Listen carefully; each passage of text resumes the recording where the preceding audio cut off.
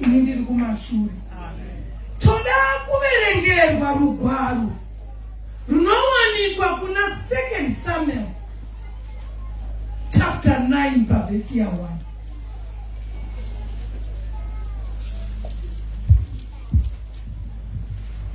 Samuel wechipiri chapter 9 pavesi ya 1. Zvino Dhavhidhi wakati, kana muchiverenga muneshona iye inodudzira singarase vanhu here. Kune mabhaibheri eshona ari kuraseka pakudzisa. Reniri ndeoriginal shona here. Yeah, I think so. Okay. Mukativerenga imomira. Tangai zvakare. Ndichaverenga shoko raMwari kuna Samuel wechipiri chapter 9 kubva pavesi ya 1. Zvino Dhavhidhi wakati, kuchino mumwe wakasara weimba yaSauro wandingaitira zvakanaka nokuda kwaJonatani here? Kuchine mumwe here?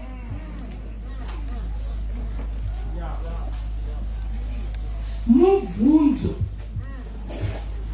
Kuchine mumwe here wemba yaSauro wandingaitire zvakanaka nekuda kwaJonatani? Jonathan akanga ari mwana waSauro. Ari kubvunza uyu ndimambo Dhavhidhi, baba vaSoromoni. Iro bhuku ratavhurisa iri rakanyorwa naSamueri. Haana kunyora ega, akanyora naGadhi naNathani, maprofita maviri. Bhuku richinyorwa nemaprofita. Zviri so powerful. Kwete maprofita enhema atakuona mazuva ano anoprofita zvenhema, kwete zvisiri mushoko. Ukuona profita atiprofita zvisiri mubhaibheri. Reverse your thoughts. Don't trust that man. Don't trust that woman. Because they have to profita zviri mushoko raMwari are out of context. Jesus. Vawanda maprofita. Kuwanda kwemaprofita hakuna kuipa. Ndogara ipasi ndichakusimudzai ndinonga zvishoma muta. Kuwanda kwemaprofita. Jesus. Hakuna kuipa. Zviri kuprofitwa zvii. Tani mamwe maprofita anobata mapatsi evanhu. Is that prophet? Is that promise? Sorry mama, ndoda kushandisa yenu basi. We have many prophets.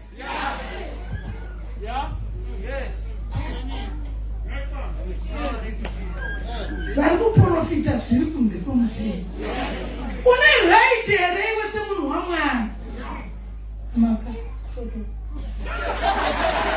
What type of prophet is that? Kuprofita kwerudzii? Nemi vanama, you are very weak. Unoenda pamurume, muprofita uchibatwa your parts. You need to repent. That is not a good prophet. Profita.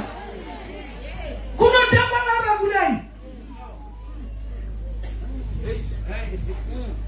Ndafara kuti maidhogo wave vataura about distance. Vasikana vemazuva ano havachada zvema-distance. They want to be close. What type of closeness are you to that brother? Are you married to that brother? If it is your boyfriend, stay meters away. Holy. We talk about holiness. But we are not abiding upon the word of God. Jesus. Could I never go wrong?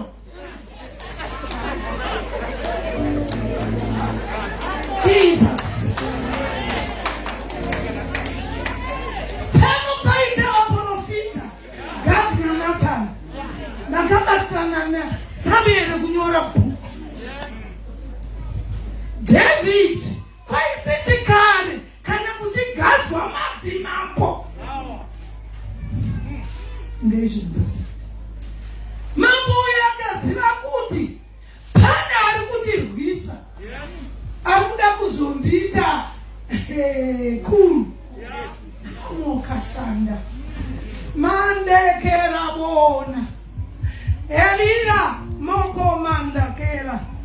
Mary tetera bosh. Akaziva kuti pana ari kuda kuuya. Anotsvaga means to destroy that person. David tikaverenga mushoko raMwari anonzi naMwari hauchagona kundivakira temple because you had a good plan. Solomoni mwana wakabereka ndichachaita pamberi achabata basa akanga ari munhu wokurwa. Tine vakanditarisa vatendi makashanda vakatumela makaliatatamanda makaritetera vasiya anonza uchandivakira tende ndiye musemambo yenyu rabokashanda akabva aita covenant nemwana waSaulu Jonathan. Jesus. Don't tell about covenant. None of the covenant. Pano inaitwa maro madanana. Vamwe vanotora hembe vopanana kuti ndakubatira. Ndo imwe inopanana mumwe anotora sheti wopa mukomana wopa musikana osheti yake. Isungano ikuda kuitwa kai. But haigumire ipapo. Panozoitwa sungano yekuti murume akubvisa pfuma. Imwe sungano futi kai. Nokuti akubvisire munhu mari wasina kuita covenant naye. That's very impossible. Hazvigoneke. Yaitwa iyoyo vakuchata. Vakubatanidzwa. Chabatanidzwa naMwari. Hapana anofanira kuchiita kuchiparadza. Zvopera ipapo. Hazviperere futi ipapo. Vakuita vana. Pakubuda blood. Mwari woti kana ndaona ropa. Vana pastor vanikana. Naona ropa. Kana. Naona ropa. Injitaku. Jaku. Pura.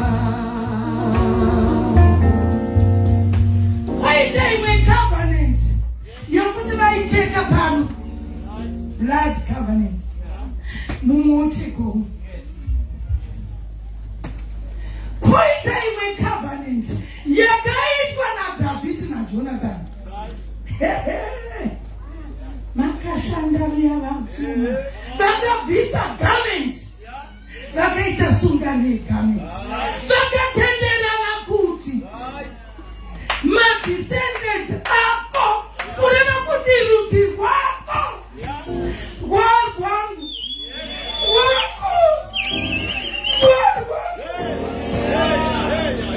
hazvina mosha zvakaitika pamberi hazvina mosha vanaine kuuraya asi paitwa sungano makeshela mo paitwa sungano yazokonzeresa kuti ati David panere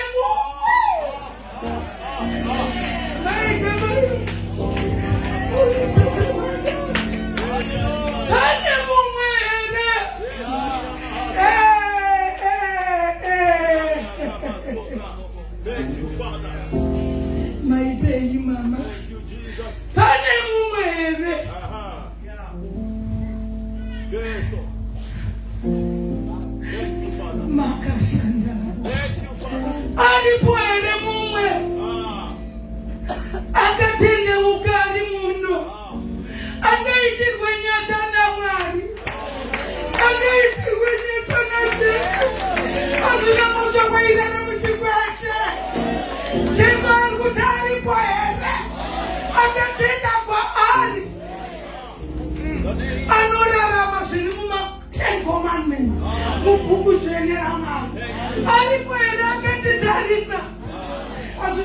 uri shoti. Hazvina mhosva une one hembe. Mwari hatarisa zvakapfekwa namunhu. Anotarisa the inner man. Jesus. Hazvina mhosva una pfuma. Mwari wedu hatarise pfuma. Anotarisa moyo. Hazvina mhosva wekufamba nebhasikoro. Jesus. Asi Mwari vari kutaura. Aripo here. Weiba. Yasawe. Wanikaitire zvakadai. Zvikanzi ariko mwanakomana waJonathan Makareta Ziba anoti ariko Mephibosheth Makarebo shikani chakuverekesa kwese ndikotaura zviri musoro ndinoverenga ndinozicha zvikanzi aripo anonzi Mephibosheth mwana waJonathan. Amai vake vainzi Rizapa, zvichireva kuti stone, hot stone. Jesus. Asi mwana uyu akaberekwa ari right. Uyai mashomo. Sorry, mai mashomo. Mai dzadzisine. Akaberekwa ari right. Kakanga pasina zvakakanganisika. But nekuda kumusikana aishanda mumba akabvunza Mwari. Akaita chirema. Haana kuberekwa ari chirema. Iwe hauna kuberekwa uri chirema. Ori kashanda. Hazvina kukonzereswa naamai kuti aite chirema. Toti inegligence yakaita musikana. Kana kuti zvakangoitwa kuti zita rababa rikudzwe. Zvakamukonzeresa kuti ari chirema. Akadonhedzwa nemusikana aimurera. Vamwe vati mababysitter, vamwe vati anagogo anatete. Zvakamukonzeresa ndobupasiya pakadaro. Ito tinombonzi favor chii? Munoziva kuti favor yakaipa inomakisa. I remember one day I was at the Westgate shopping mall. Ndakambopinda. Ndinongopinda vandisikatengi. Vati mama mataura zvandada kuti ndinoda quality things. Ndoti rwere changu. Ndikaenda nababa kushopping vanoti mama ine mukazviita. Ndinoda kutarisa quality of things. Quality. If you see my dress, is it something that you can see my hair? What about my head? What about my shoes?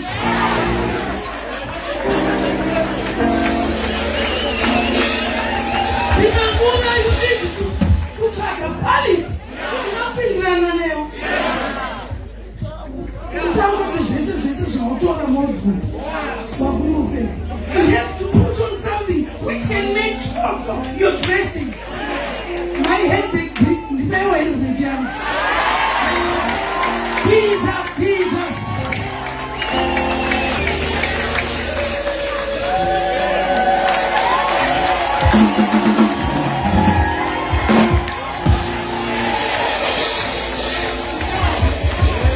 My God. The guy about Westgate. I'm not talking about favor. Let's talk about Westgate. We are in shop man. For what? Ndakazonera sikana kuti munowanzouya muchitenga nekuona zvinhu. But I need to bless you. You are a woman of God. I know you. Muchifamba nevamwe vanhu. Ndikati vakasara kuIjipita. Iijipita nokuti star Israel. Inoyerera milk and honey. Inodyiwa garlic. Inodyiwa meat. Inodyiwa only the come and joke with me. I'll show you. Joke whatever. That's my right to bless him. You've ended pure and nice handbag. That is faith. Unapona kuenda pamurai.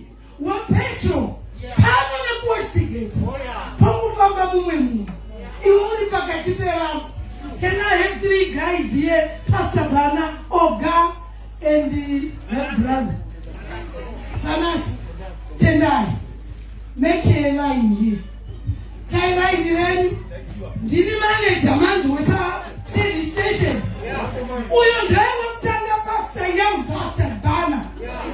Saga, did you manage? Instead of picking young Pastor Bana, I pick this young man. Come with me. Join us the favor. I'm Tony. I'm Tony. Kunyage mgata unasei. Sema ya tomunama. Kunyage mkamchuka. Kunyage mkamtira ivu. Kunyage mkamtira kura. Sema ya tomunama. Thank you guys. Kunyage mkaita mabua. Kunyage mkati. Tunamuona manager. You're wasting your time. Sema yamu nama. Sema inakondeleza kutuunengwe. Usarutwe. Kete kutuunodame. Asifebe ya uya kwa uli. Ya kukondeleza. Tuka kukondeleza sata kukumbuka. Isulari kuibu. Seita life. Tegirai sata na kumbuke. It's a year of great change. Amotipane mumere.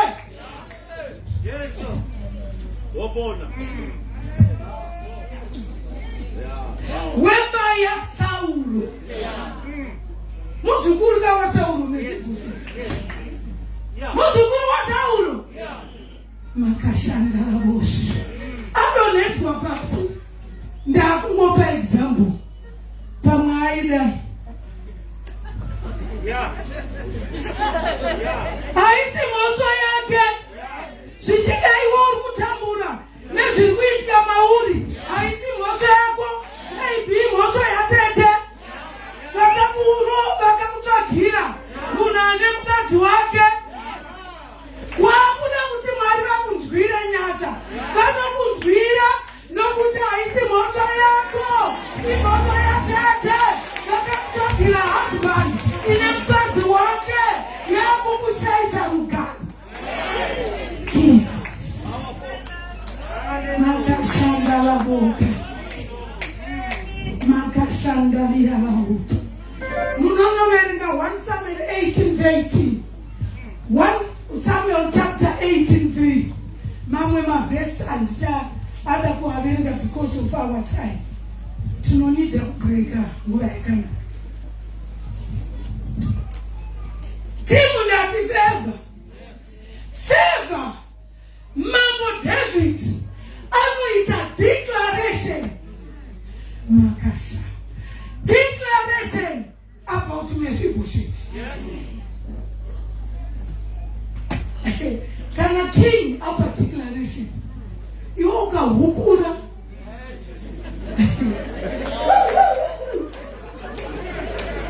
Hukura borupita kunoshayabasa. Nokuti mambo. Aita ma declaration. Chimwechete Esther akawana favor.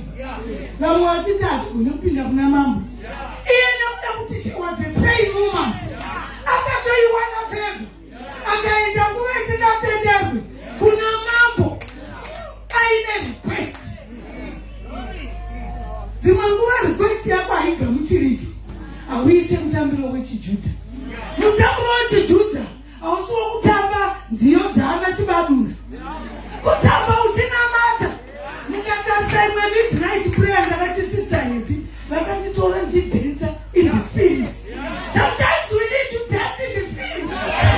Yakatara wosikamana. Kana zvakubata. Itamutambira wechiJudha. Zvine maresults. Zvako hazvisi kufamba because hauzive maitiro. Achikotamba mutambo yese guys. Aiwa. Tine matambiro. Pakaparidzwa namai elder senior. Ndisenior wangu. Tine same names ana Miriam.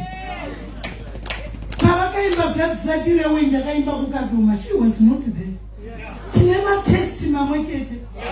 one day ndakanotenga chinhu ndapedza kubhadhara zvikanzi na sales lady mune ukame here ndikati nani zvikanzi pane amai vauya pano ndikati vanonzani zvikanzi first name yavo Miriam kwenyi Miriam Chirudzi zvikanzi zvamatora ndozvamatora same test saka makambonzwa vati madzadzatirewo munina wanga aiba kumasvikwa ndakanga ndiri kukadomo baba vai vari kugweru isi takaenda necrew yedu baba vaine crew yavo but awakavasfo kwandakaenda necrew yangu yana young pastor Bana takatiri tega tikaita zvakisatirewo chako Mwari ndouye kuno ndaichema mauro tikati Mwari mune zvamunoda kuita. Mambo adeclare Mambo David sezwa kuti iname mwana anonzi Mephibosheth, a crippled young guy. Andina pandakazoti ndiende gofeda ndichiresearcha kuti akazenga aroora here when tikapuwa mukana ndakuenda stage 2 about the historical background of Mephibosheth, the crippled man. Aisisimudzwa kana ibaba akasimudzwa nokuti kana washedzwa namambo unofanirwa kupfekawo zvakanaka, but iye anofunga akamwendawo kakapfeka ordinary clothes. Hazvina mhosva your lifestyle, haina basa. Mwari vari kuti come and die, come and die. Kana Jesu vadeclare vane godo rinopedza miswe, vane shanje petai miswe, vanoruma petai miswe. Jesu kana vadeclare isatodimurwa miswe iyo nokuti munoneta zvadeclarewa naMwari. Ewo hazvina anoti no. Pane zvinhu zvaakadeclare zvandoda kuti nditaure. Chekutanga kindness, inongoda kuendawo kufeva futi, kunzwira nyasha, anzwira nyasha nekuda kwekuti baba vake vakaita sungano namambo, vakatendera kuti hama dzako dzahama dzangu, dzangu dzadzako. Iwe wakaita sungano nemurume wako waugere naye mumba, asi hakukuona hama dzake pavo. Iwe dzako chete ndozoda kuzoenjoya mateka, uchibika uchitenga mahonge chichike. Kwaye murume wakaita sungano nayewo, hama dzake ngauyewo dzichitike sezvamuita namai vako nababa vako. Munoda kuti paridzira here simuno hama dzako dziri kurara mundoro, iwe une luxury home. You don't care about your parents. Kana wanorwa wahama iko wanorwa, murume ahama ikwakuke. Ndibarire no regrets. Ndikutoenda mberi.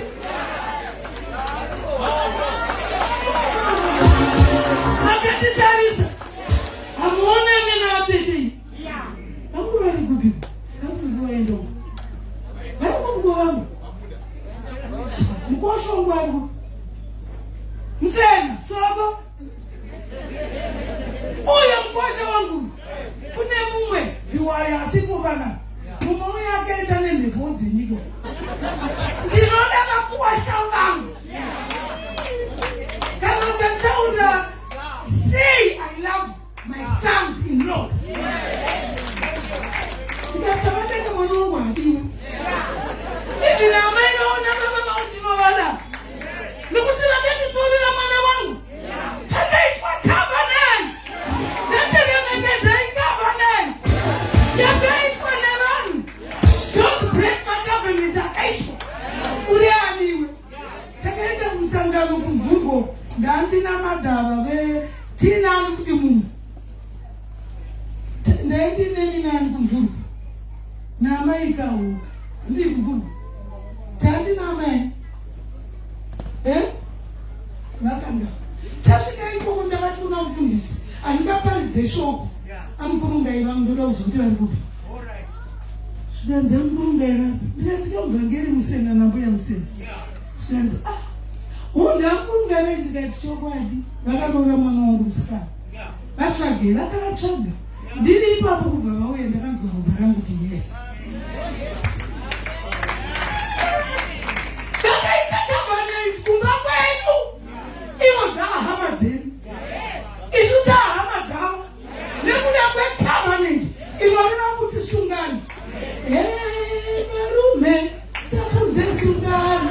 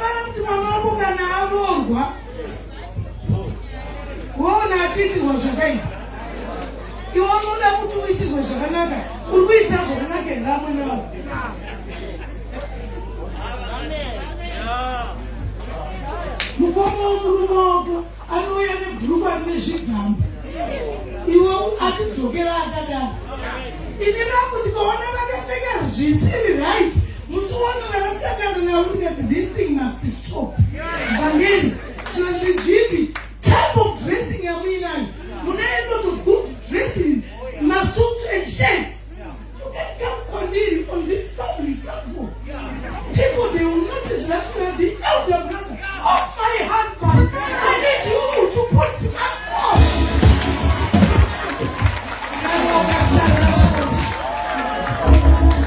Whatever the woman tell me, you don't say it to your brother. I am the mother.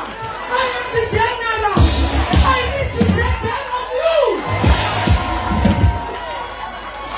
Then you make her to Robert. Get it to Robert. Kama zoe ya kutiti nemi shonga ati dira nemi shonga. Isu apostoli chaiwa. No make it. Kima dira nemi nama. You need support. Umite iwe. Chicken yanjino goguga. Jonathan put chicken na never down. They must eat chicken, rice, mazai. Dinotenga abashabira baru. Agapo dinotenga mai nashabira say it in public. Makresi mangana dinotenga. Akakwati zandendo no muzee. Kula boxine ndayaka zara kutikira minyama. Watakurira vanhu vari kumaruzeva mufushwa neratu. You are a bad mother-in-law, daughter-in-law. Kutakurira amwe nemufushwa. Ivo vari kudya mufushwa wacho. Instead of reverse kuri kutodona something.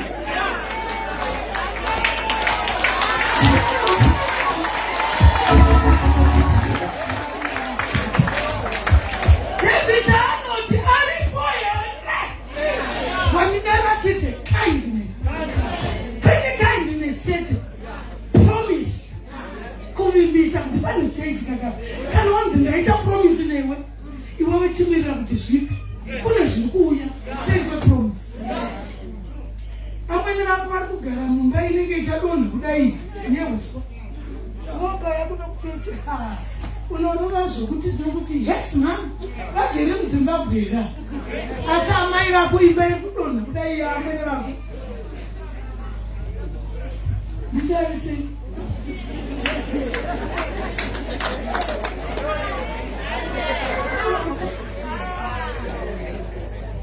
Akaita promise. Declare kudaro. Akati ndakuita restore back. Minda. Ipiwe. Kana yapiwe kuna Mephibosheti zvaari zvirema, totsvaga varanda vanoshanda mumunda, kwete kushanda chete. Kana vashanda kukauya income iri kuenda towards Mephibosheth, the crippled young guy.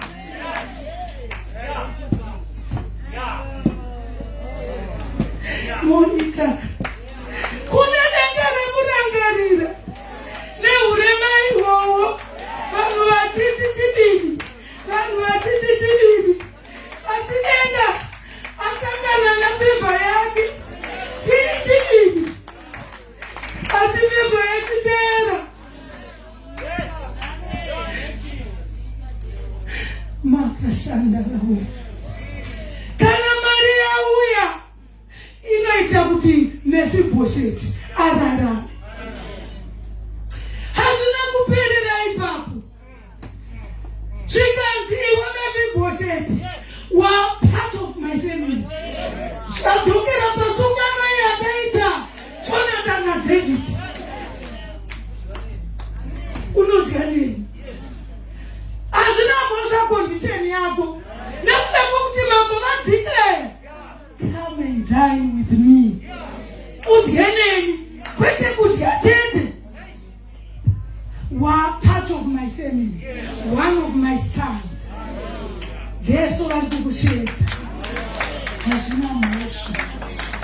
Ndingade kupatsinhira ipapo. Pane type yekuremara kuviri. That's my conclusion.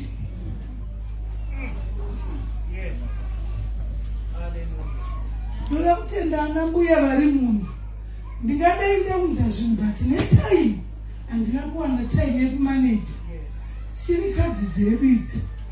Ndinazvo zvimwe ndakaisa order. Saka next Sunday ndiri kudeclare. Musatiunzire vanhu vari kuroad uko. Ndozvinoita vatendi vediva I declare. Please, iva vari kushirikadzi dziri muno idzi. I need to do something. Handina kuwana time yekupeka nebibi. Ndaifanira kuzviita. Ndakabva ukadoma ndakaita maservice maviri. Council meeting ndakatanga 1, 3 maservice. Ana amaifundisi ndakaita meeting naana maifundisi. Ndapedza council meeting. Ndapedza kuparidza 3 things. Saka handina kuwana time. Zvikanzi iwe neurema hwako wakuzodya neni patafura. Chirema chakabata muti. Chakudyawo 4.9. Unogorohwa nehana ka? Wobata chimuti chako. But uri kudya zvako chiri kupinda. Chimuti pako unogotidai. Wokuti udzokono kudonha wodzokera. Kuti unyatomedza. Wagotiseneka. Jesu. Pane urema huviri hwandoda kutsanangura. Ndichishedza the apostle. Vachiuya kuzoita blessed. Urema huviri. Physically and spiritual. Physically, ndowo kuremara urema chaimo. Spiritual, maybe pane pwakaremara. Urema hwacho regerai titaure 4 things. Uri bully, ndokuremara kwawakaita. Jesus. Uri arrogant. Selfishness. Uri sting. Unonyima. Sting. Kwete sting yokumu. Sting. Sting. Ndokuremara kwawakaita. Physical. Kuri better. Spiritual. Pakaipa. Unapetezera wangu zvinyima. Your only body. Hautageza. Hautapeka. Hautaisa madeodorant. Hautaisa perfume. Hautageza mazino. You must do your hair properly.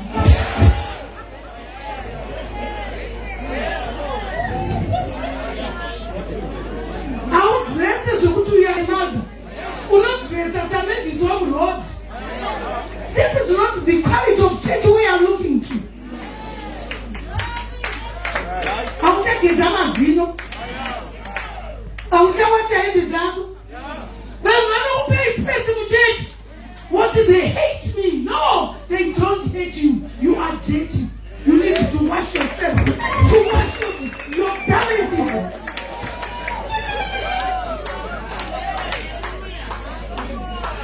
Rimwe kuremara pakutaura. You talk rubbish. Unotuka. Criticize.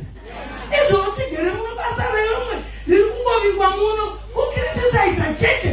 Ukagara naye criticize. Move from that chair. Go and take someone. Nekuti wakudzidzisa kutaura uyu. Blessing of Abraham. I enjoy a favor. So go deeper. They are commentators. They could comment on my dressing. If you comment, you are wasting your time. I'm tanga.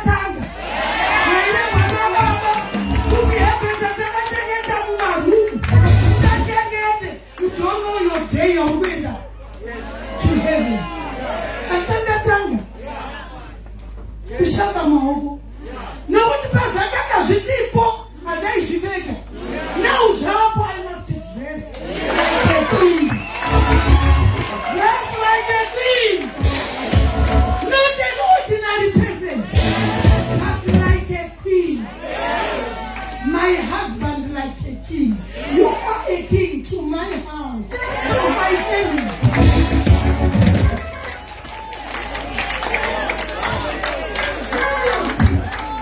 I'm not criticizing how to remind those names. Declare one mambo.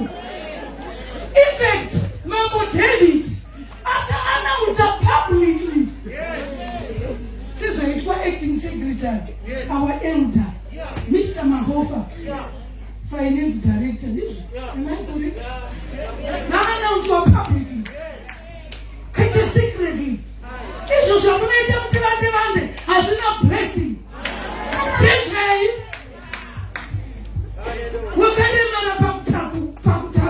you need to repent. You need to repent. How bully, you need to repent. How arrogant, you need to repent.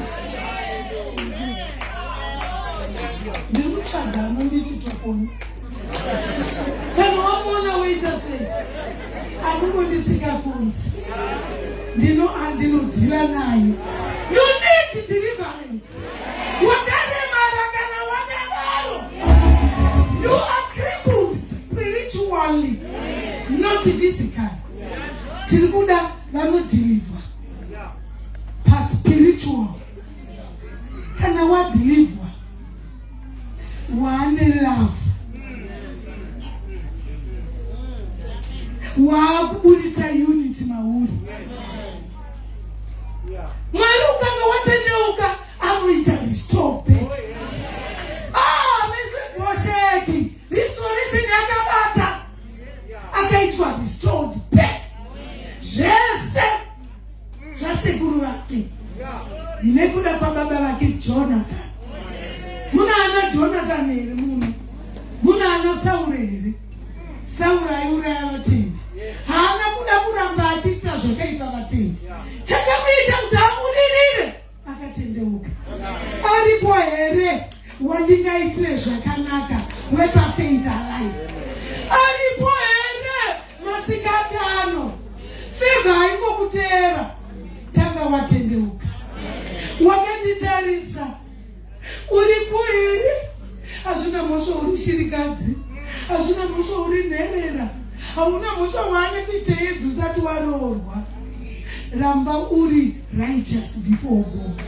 Favor inokutera unouya pauya murume. What I want to have covered. Iwe don't kudai. Meters. Unogondani. Uriani. Unogagubi. Unonamata here. Unonakuziva background yekurusha kwenyu. Pakamira sei. Obva kuti de. Iwe what I'll come.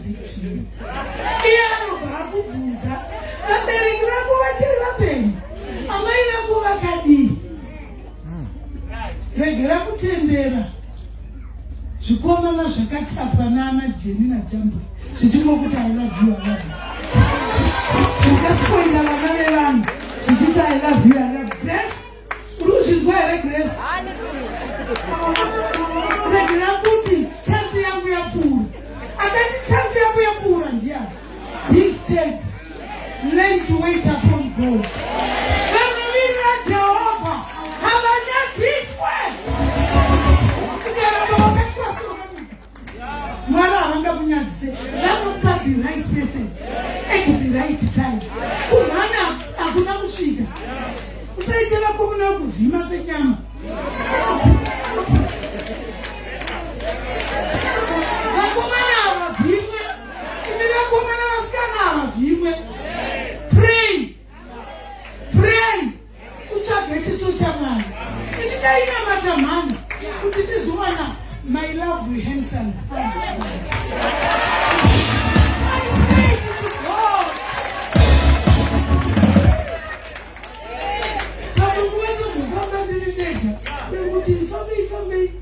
I put a message kana vari muservice. Asi kana vari muroad. Honey. Makupi. Where are you, Baba?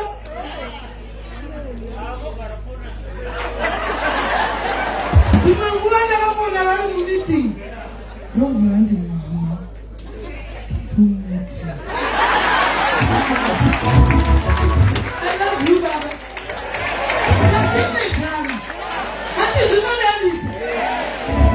Tiri wani Baba. Ukaenda nevhisiri kwavari, you're wasting your time. Anouya murume wangu to the mother. Kana hama ikanapinda nekwavarudzi havaka pamushanda nehama muridzi wako. Ari kurehwa ndini. Ende zvounobva vanafoni dzauya nemameseji. Ndoti zvichemo ndazvinzwa. Ndiri kuuya ikoko kuzvichemo zvavataura. Ndobva ndaenda chinonzi maga isipo. Ane tsvina amai vanogezesa. Asina vakaisa tumo yeproverbi yokuti chenga ose hakuna risina mosi. Amai havakonzere dizivision pamusha. Amai kungosvika ndokuda mombe dzemurume wangu dziri pano mutoratidza dzobve dzaratidzwa. Baba Miki handiri kugokuona muchibata mombe kubva nhasi yafungai vana vangu wewo vakadzichengeta wovaita sei? Ine kuna aichengeta akuchengeta zvipo zvedu. Ndakataura baba ndikati I want to do something. Ndakanotora mombe izvi ndikati thank you uri kuchengeta zvinhu. Even vanoshanda baba pedu tisipo I give the money and groceries nehendi. Ndeukai zvisingaitwerera Kristu vanoyerera musevenzi waagere naye.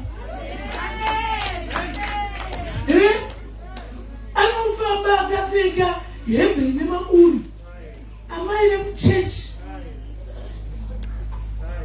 vanouya vachitaura nendimi. Dzimwe ndimi dzinoda kubvusirikwa munhu. Vakaendwa kudimidzi. Ndakambovingwa nemumwe mubatsiri wangu ane hembe hwani. Ndikati baba ndifunga iri ratongova ropa rangu. God help me. Tikatanga kuti pane chii, pane foni, pane wachi, pane zvese zvezvo munoziva zvinhu zvatisingatauri ana amai. Everything nemaperfume. Akachema. Kanzi venduwe. Dai vanhu vari kuzvinzwa vachiziva zvamunoita. Vamwewo vanhu vaibatsirikana kuti vadzidze zvamuri kuita. Kana ari kutumira vana vake zvinhu, ndomutengera gusa. Tumira vana vako.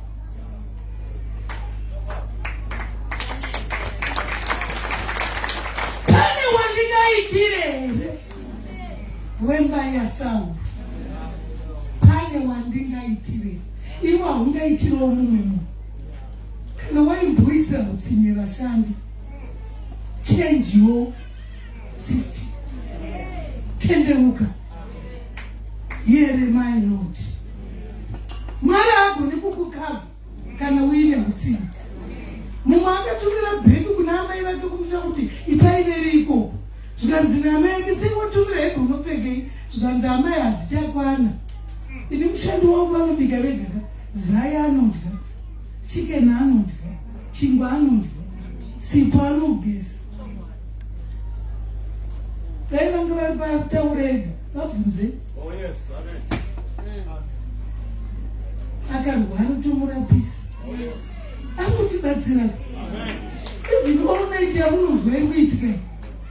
Handiri kuti vaipasina mumoti musi uno ndakabika makeke nemarashi ainake makeke epi aunombokomenta akakura mubhaibheri ndakasvikobika zvakarehwa naamai mahova ndakasvikutora marashi ndikabhika makeke ainake manasi you must say something ainake pastor yangu pastor Bama ndegera kuti kana vanhu vabuda mumba mako vamabuda miromo yakaoma mumba memutendi mumba memuvhangeri mumba memuparidzi mumba maamai vedhego ini vanouya kumba kwangu kana akuenda ndinomurongedzera ndine mabhegi endibhegi andaive ndiinawo ndakazadza kudai maoutfit mamwe andinopuhwa nevatendi ndoti endai munopfeka kusvika kudai negrosari racho atiparidze zvandisinoiti. Baba vanokonfesa munokuti amai chokwadi ndinotozvinamatira kuti baba handine dhimoni rekunyima rinotitadza kuibata mumuti ministry nekunyima hazvipindirani kunyange ungava powerful speaker sei kana uri tapungu repent. Unokusvikira mumba achidya chingwa chine mazai abva ati hapanga pasina sheya yenyu unoda deliverance iwe mumanga angagarewo uchidya ndo spiritual yandiri kureva. Munhu umuyenza haaende nekuzi munotendi one day ngapivadyi izvo kwakuinavo izvo South Africa ndakarongedzera zvavanoda zvemuno vakararomba ndikavabikira voenda zvavo kundabveya nenda nemba yangu vana amai we need to repent. Hama yauya wakuisa mugaraji mugaraji we need to repent. Let me now call the apostle of the house, our Gamaliel, our Moses. Gatutirei our president. I hand over to you, Baba.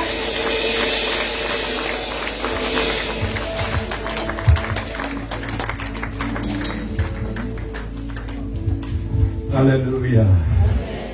Hallelujah. Katibukarai pasi.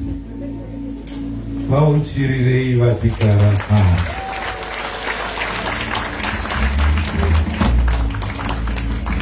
Vamwe vanga vachitaura vachiti mazuva akaita mashoma panga pane makore pasina revival yemadzimai, covid ndio yanga iripo. Takati regai timboturaya kwemazuva 3 unenge wakabatira moyo mumaoko kana uri mufudzi. Friday ndakabva pano ndakomborerwa ndikaenda ku midnight prayer ndikamuka na 6 o'clock kuenda kuGweru ndaiva necouncil meeting ikoko.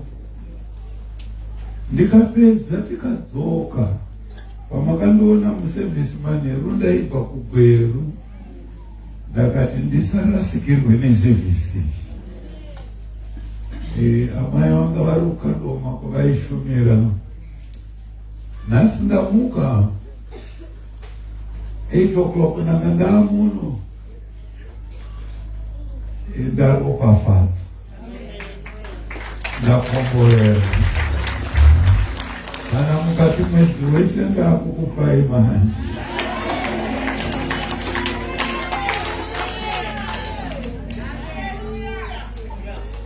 Kuseni wachewa na mai mpanga nyama. handisati ndamboona zvakadaro. Nyanga ndakabatira mwoyo mumaoko kati vazouya mai Dr. Hove vachishumira, ndiri kubatanidza zvavashumira nezvataurwa naamai.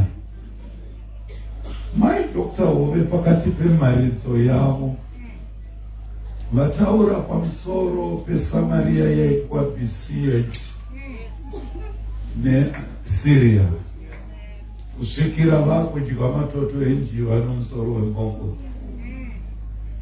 Why was the city besieged? Manga mune munhu waMwari, Elisha. Now vasvika paillustration yekuti hatifanirwe kudya matoto enjiva nokuti Mwari anesu. Vapa illustration ya Jesu achiti ndiri kugogodza, ukazarura ndinopinda mauri ndigodya pamwe chete newe. Zvino here kana uchidya matoto enjiva ungadye naJesu here matoto enjiva? Now vaemphasize vakati kana vakuru vachiuya mumamako vanouya nezvimwe, haikona kungoenda uri mumaoko unopinda nezvimwe, nokuti wakudya pamwe chete namambo. Jesu ari kugogodza, ari kuda kupinda kuti adye newe, afambe newe, agare newe. Ndiri kuibatanidza neyamai chiyangwa yavati kuchine mumwe here akasara weimba yaDhavhidhi ari kudaro, uyu ndimambo. Jonathan haasi kuuya nematoto enjiva, ari kuuya kuzodya namambo. Ndinongana muri kuibata, ari kuuya kuzodya nani? But dai mbiri ndaigona, nokuti pakazodzwa Dhavhidhi kuti ave mambo, haana kuzorara mumba achitsvagwa naSauro achida kuurayiwa.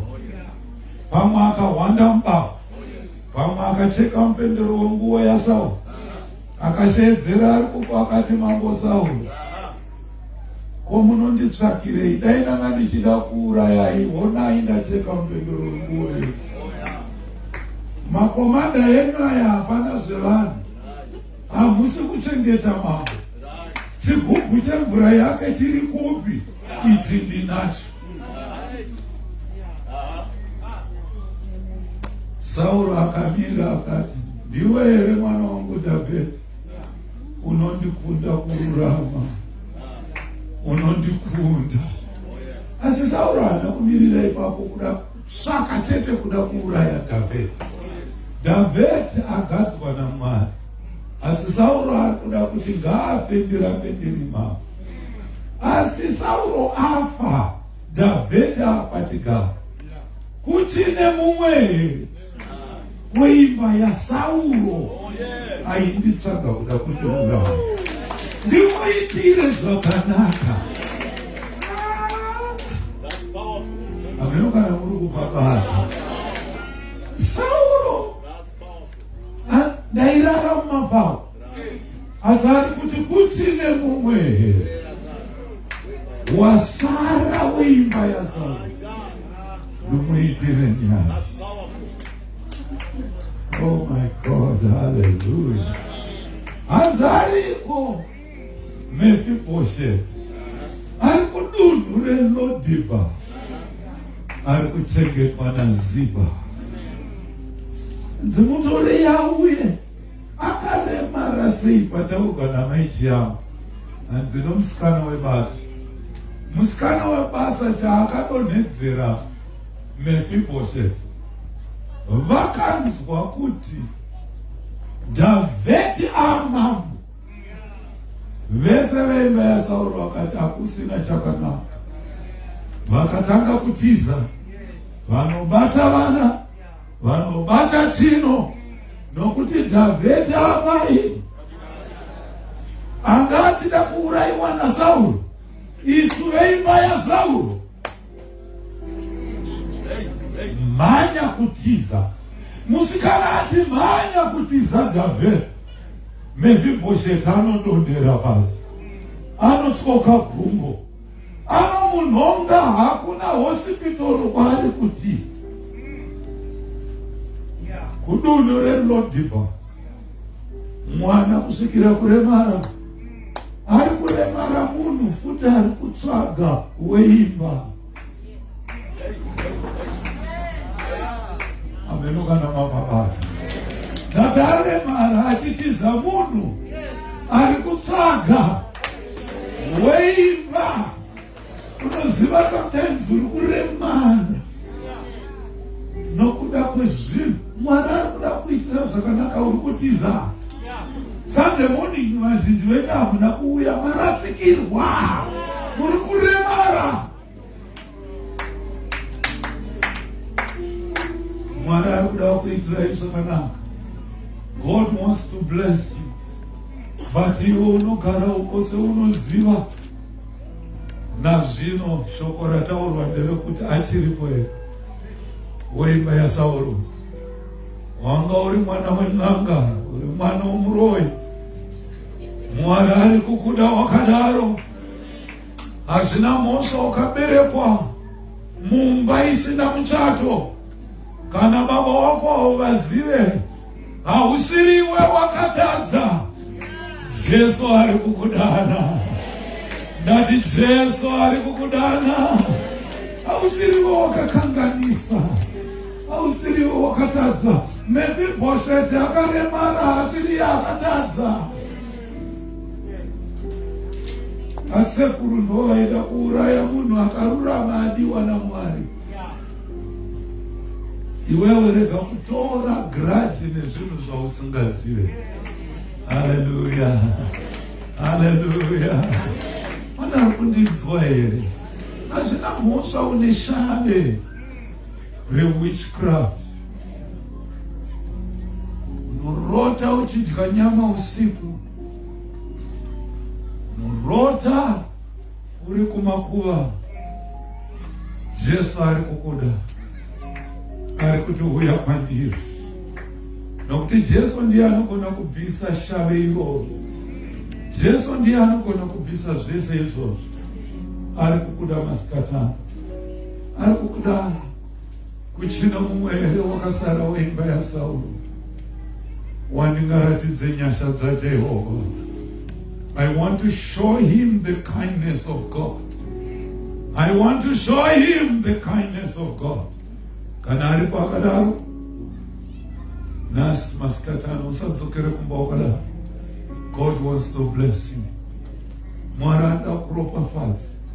Kurota uchidya usiriwe wakazvida. Zvauya nokuda kwaambuya naasekuru vakakudyisa uri mwana mudiki, asi nhasi nezita raJesu unogona kusunungurwa, unogona kusunungurwa. Shall we stand up everybody? Unogona kusunungurwa. Aripo here wakasara weimba yaSauro, imba yeutsinye. Mashoko haatauriki kwakurubijana. Imba yaSauro imba yeutsinye, right?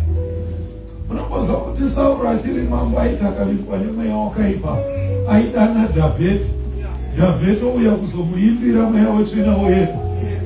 Ndo waari kutsvaga kuura. Amen. I'm calling. This is very tough. I can even say it with the tears coming down. Waona namo nezvinhu zvenyika ino, zvimwe zvakakonzereswa nemadzitateguru, zvimwe zvakakonzereswa nemweya yakaipa. I'm calling you to come right now. Wanetsekana nemweya yetsvina, wanetsekana. I'm calling you. Unorota uchimonererwa nenyoka, unorota uchiyamwa nenyoka, unorota somebody. I'm here calling you swallow your pride, it will never give you stomachache. I'm calling you to take a step right now. Kuti Jesu ndauya. Buddha zvakopa wakamira ipapo famba netsoka uye. Thank you for coming. Dzosera kamera yako kumashure. Hey, yes. Come unto Jesus. Will you come right now? I want to pray for you. I want to pray for you. I want to pray for you. Oh, nerete kamasatoro. Shamari uripo. Dinotora simba rechukuri. Dinotorera simba mweya yose erima. Kandi panaruma shure mangwari kudabuya. Dinotora. Famba netsoka dzako uenda kumirira. Nasi nezita raJesu. Izuva rako rokusunungurwa. Izuva rako rokununurwa. I'm calling you. Come unto Jesus. Come unto Jesus. Now we are Jesu ndochemera imi. Sing it.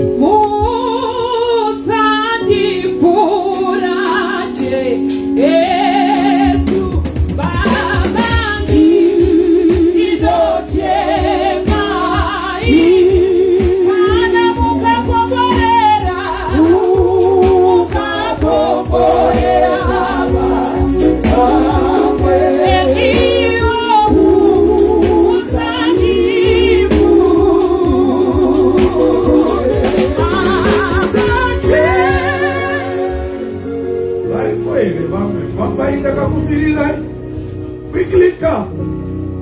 Quickly come. Quickly come. Aripoere anetswata izo nemweya yetsvina. Zvanga ndichitaura panapa kuti unorota. Aripoere pane vauya. I just want to show you kuti mweya yetsvina iri kuenda nazo. Aripoere. Just to show me by your hand, I will lay my hands on you. I'm going to pray for you right now. Oh, come right in front there. Come in front. You are going to be delivered right now. In Zapera, Mose, Chimosimutai, Moko, Yumunamate, Muchitera Shirefan. Since the 9 is when Monamata. Baba wangu muri kudenga. Ndiregerere. Zvose zvandakakutadzirai. Zvakatadzwa nevabereki vangu. Zvakatadzwa nemadzitateguru vangu. Ishe Jesu. Ndibvisirei kutukwa kwese muupenyu hwangu.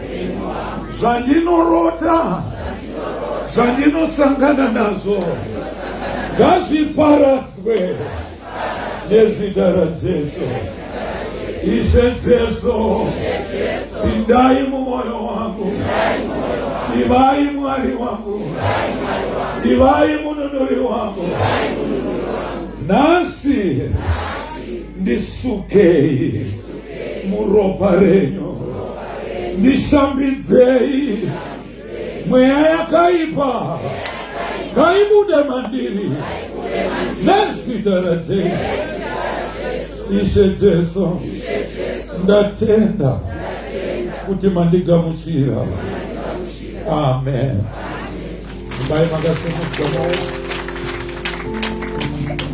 Father, in the powerful name of Jesus. Musandipuraje Yesu Baba ndirochemai ana mukakomborera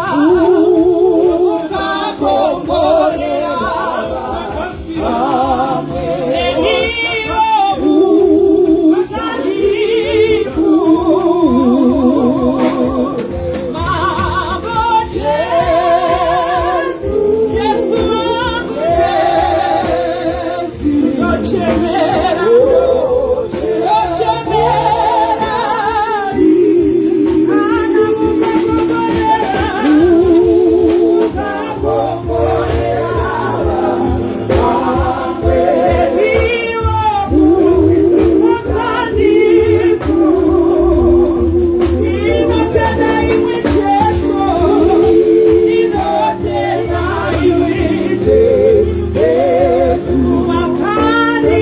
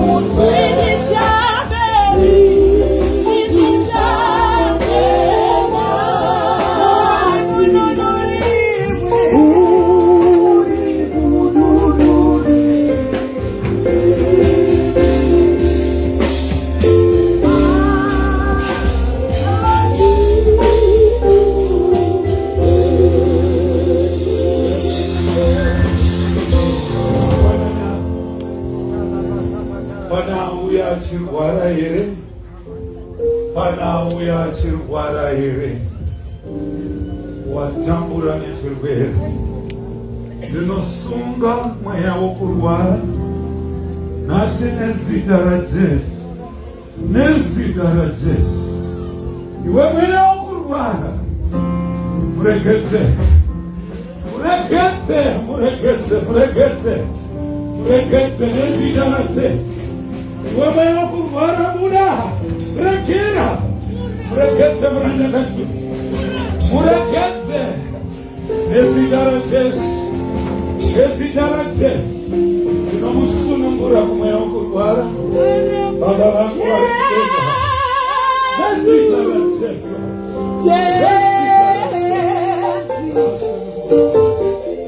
Yani kwanisa.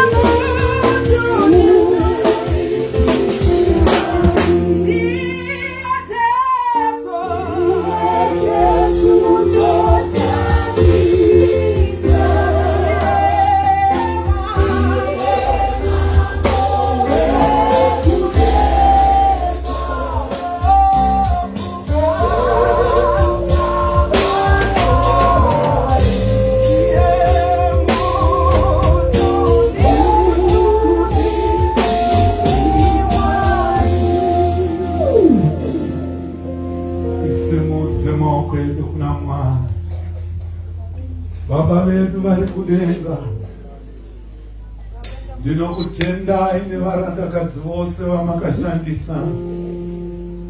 Ndinokutendai neshoko rakadururwa mukati memusha uno. Tibatsirei tigone kugamuchira shoko iri. Shoko iri ribereke zvibereko mukati meupenyu hwedu. Baba, tibatsirei tive vaiti veshoko. Tirege kungova vanzwi. Tinokutendai neshoko ramakaburutsa, ramuri kuburutsa panzvimbo ino. Baba, muzita raJesu. Baba, muzita raJesu. Tidzingireiwo urombo pakati pedu. Tidzingirei urombo pakati pedu. Nezita raJesu. Nezita raJesu. Komborerai, ropafadzai. Ropafadzai vana vedu. Komborerai mabasa emaoko avo. mabhizinesi avo ngaaropafadzwe. Varopafadzei vachibuda, varopafadzei vachipinda. Ndinoti nyasha dzaMwari Baba, rudo rwaIshe wedu Jesu Kristu, nokuwadzana kwomweya mutsvene zvigare nesu kubva zvino kudzamara kuve kusingaperi. Amen.